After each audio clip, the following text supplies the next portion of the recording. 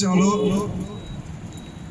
అనాదిగా జరుగుతున్నటువంటి కులహత్యలు, మతహత్యలు, ఎన్నెన్నో మారణ హోమాలు, ఈ అన్నింటికి గల మూల కారణం ఏంది అని వెతికే సందర్భం వచ్చినప్పుడు అది క్లియర్గా మతం అని కనబడుతుంది. కానీ నేను గత 4-5 రోజులుగా, అంటే ఇంచుమించు వారం రోజుల సంధి సోషల్ మీడియా మాధ్యమంలో బాగా చూస్తూ ఉన్నాను. కుమ్మెర గ్రామం జాతరలో జరిగినటువంటి ఘోరాతి ఘోరమైనటువంటి పైశాచికత్వంతో కూడుకున్నటువంటి కులం ఏదైతే ఉన్నదో, మనుషులకు కాకుండా కులానికి పుట్టినటువంటి మనుషులు ఎవరైతే ఉన్నారో, ఇది బాగా గుర్తుపెట్టుకోవాలి. మనుషులు కాకుండా కులానికి పుట్టినటువంటి కులాహంకారులు ఎవరైతే ఉన్నారో వాళ్ళు చేసినటువంటి పని ఒక 2 నెలల పసికందు ప్రాణం తీసేటువంటి చర్యను చేపట్టి, ఆ క్రమంలో అనేక ప్రజా సంఘాలు, అనేక కుల సంఘాలు, రాజకీయ పార్టీలు, ప్రతిపక్ష పార్టీలు, అన్ని రకాల పార్టీలు, ఓట్లు అవసరం ఉన్నటువంటి పార్టీలు, ప్రజల అవసరం ఉన్నటువంటి నాయకులు, ఊట గడపాలనుకున్నటువంటి సంఘాలు, ఇవన్నీ కూడా చాలా పెద్ద ఎత్తున మాట్లాడుతున్నటువంటి సందర్భం. ఆ సందర్భంలో భాగంగా చూస్తున్నటువంటి అంశం ఏంటి అని అంటే, ఇక్కడికి వచ్చినటువంటి పెద్దలు ఎవరైతే ఉన్నారో ఆ పెద్దలందరికీ కూడా నాకు తెలిసో తెలియకనో నేను మాట్లాడుతున్నటువంటి అంశం ఏంటి అని అంటే, ఇక్కడ జరిగినటువంటి అంశం పైన, ఇక్కడ జరిగినటువంటి అంశం, కుమ్మెర జాతరలో జరిగినటువంటి అంశం ఏదైతే ఉన్నదో దానికి మూల కారణం ఏంటో ప్రజలకు చెప్పకుండా మనం చేస్తున్నటువంటి చిన్న మిస్టేక్ ఏంటంటే, అంటే నాకున్నటువంటి భావనలో దాన్ని మిస్టేక్ అని చెప్తాను నేను పక్కా క్లియర్గా. ఎందుకు? ఆధిపత్యం అనేది ఈ రోజు కొత్తగా పుట్టింది కాదు. రెడ్డి అహంకారం అనేది ఇలా కొత్తగా నిన్ననో మొన్ననో వారం రోజుల కిందనో కుమ్మెర గ్రామంలో పుట్టింది కాదు. ఇది అనాదిగా మతం నుంచి పుట్టినటువంటి కులం. సమాజంలో తల్లిదండ్రులు ఉంటేనే పిల్ల పుడుతుంది, ద సేమ్ టైం మతం ఉంటేనే కులం పుడుతుంది. మతంలో భాగమై పుట్టినటువంటి కులం సీరియస్ గా మా నాయకులకు, మా సంఘాలకు, రాజకీయ పార్టీలకు అన్నిటికీ నేను ఒక మాట ఏం చెప్తానంటే, మీరు ఇలాంటి దుర్మార్గమైనటువంటి సందర్భంలో మీరు సమాజంలోకి వచ్చి ఫైట్ చేస్తున్నటువంటి సందర్భం మాకు ఆదర్శనీయమే. కానీ ఇలాంటి కులహత్యలకు మూలం ఏమిటి అని అంటే మతం అనేటువంటి మాట ఖచ్చితంగా చెప్పాలి. ద సేమ్ టైం ఇక్కడ రాజ్యాన్ని అడగవలసినటువంటి అంశం ఏంది? ఏ కులాల వాళ్ళు హిందువులు అనేది చెప్తే ఇక పంచాయలేదు, ఎవరింటికి ఆడుకుంటాడు, ఎవరు కూడా ఆడిపోతాడు. కానీ ఏ కులాల వాళ్ళు హిందువులు అనేటువంటి మాటను చెప్పేటువంటి ప్రతినిధి ఒక్కడు లేడా? ఈ 145 కోట్ల జనాభా కలిగినటువంటి అఖండ భారతదేశంలో ఇది సిగ్గుచేటు. ఇది మన నాయకులు అడగాలి ఖచ్చితంగా. భక్తునికి దేవునికి మధ్యన అనుసంధానంగా ఉన్నటువంటి దేవుని ప్రతినిధి ఎవరైతే ఉన్నాడో, ఈ పిలకతో ఒక పీకుడు వంతుడైనటువంటి బాపనాయన ప్రజల సమస్యలను తీసుకుపోయి దేవునికి చెప్తాడు. దేవుడు ఇచ్చేటువంటి విముక్తిని తీసుకొచ్చి ప్రజలకు ఇస్తాడు. ఇది ఎంతవరకు నమ్ముతున్నారు, ఎందరు నమ్ముతున్నారు అనేటువంటి విషయాన్ని పక్కన పెడితే, ఏది ఏమైనా అగ్రవర్ణాలం అనుకునేటోళ్ళు, ఇక్కడ ఉన్నటువంటి బ్రాహ్మణులు, దేవుని ప్రతినిధులుగా ఉన్నటువంటి వాళ్ళంతా కూడా కులాన్ని ప్రేరేపించే వాళ్ళు, కులాన్ని ప్రేమించే వాళ్ళు, కులోన్మాదులు, మతోన్మాదులు అంతా కూడా నాగర్ కర్నూలు జిల్లాలోని కుమ్మెర జాతరలో చనిపోయినటువంటి 2 నెలల పసికందు తరపున నేను చిన్న మాట్లాడగదలుచుకున్నాను.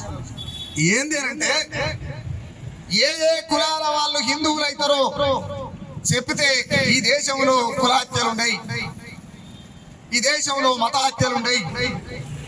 కామన్ పాయింట్ ఇది పట్టుకోవాలి. First of all common point ఇది పట్టుకున్నప్పుడే సమస్య క్లియర్ అవుతుంది. ఇకపోతే పబ్లిక్ విషయానికి వస్తే, ఎస్సీ, ఎస్టీ, బీసీ వీళ్ళు అనగారినటువంటి కులాలు. అనగారిన కులాలు మనుషులే కాదని చెప్పి మన ధర్మశాస్త్రం అంటున్నది. అనగారిన కులాలు మనుషులే కాదని చెప్పి మన ధర్మశాస్త్రం అంటున్నది. కులాల పేరిట అనేక సామెతలతోని మానవ సమాజంలో మారణ హోమాన్ని సృష్టించుకుంటూనే వస్తూ ఉన్నది. 2026 సంవత్సరాలు గడుస్తా ఉన్నది ఇప్పటికి కూడా.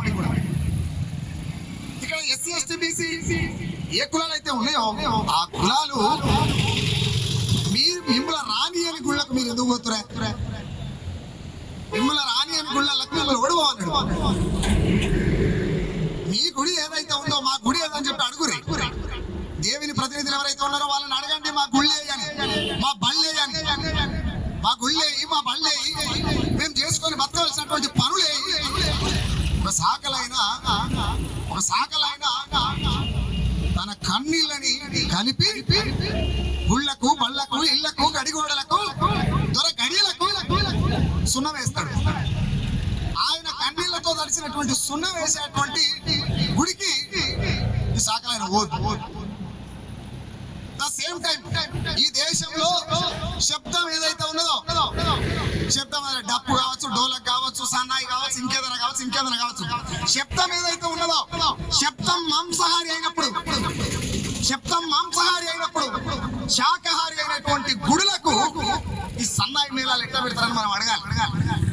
మనం ఇది అడగకుండా మనం ఎట్టుపోతున్నాం. రెడ్డి అహంకారం అంటే రెడ్డి అహంకారం ఇలా కొత్తగా ఏం పుట్టలేదు. రెడ్డి అహంకారం అనేది ఇలా కొత్తగా పుట్టలేదు. దీని మూలాన్ని వెతకాలి. మనం ఫైట్ చేస్తున్నాం. సమస్య ఇక్కడితో ఆగిపోదు. కుమ్మరి జాతరతోనే ఆగిపోలేదు. కుమ్మరి జాతర మొదలు కాదు, కుమ్మరి జాతర లాస్ట్ కాదు.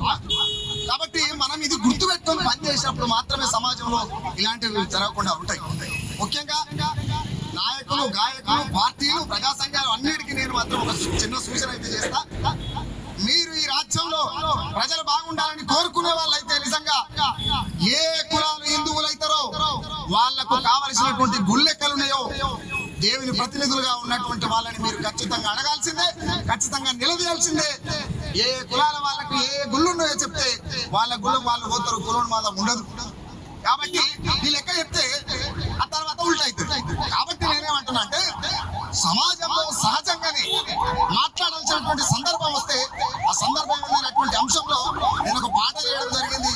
ఆ పాటను రిలీజ్ చేస్తాను. ఈ నాగర్ కర్నూలు గడ్డ మీదకి వచ్చిన నాతో పాటు ఉన్నటువంటి నా మిత్రులు, నా శ్రేయభిలాషులు, ప్రజలు బాగుండాలనేటువంటి నా అన్నదమ్ములు ఇక్కడికి రావడం సంతోషకరం. ఆ పాటల సిడిని ఇప్పుడు ఆవిష్కరిస్తాం అన్న.